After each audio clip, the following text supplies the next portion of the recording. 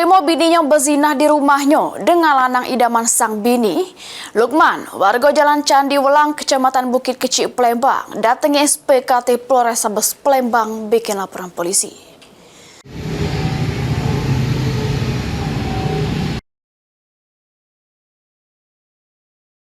Dak terima bininya melakukan perzinahan dengan lanang idaman di jaba rumahnya. Lukman Hakim, 47 tahun, warga Jalan Candi Welang, Kecamatan Bukit Kecil, Palembang, datangi sentra pelayanan kepolisian terpadu SPKT Polrestabes Palembang bikin laporan polisi.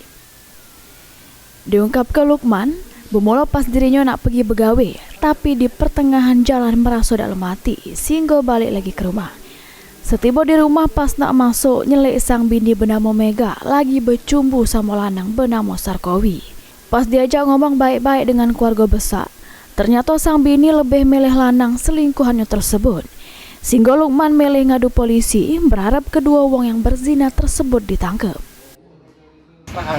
Dengan siapa tuh, Kak? Tetangga. Kenal gitu sambungnya, Kak? Kenal.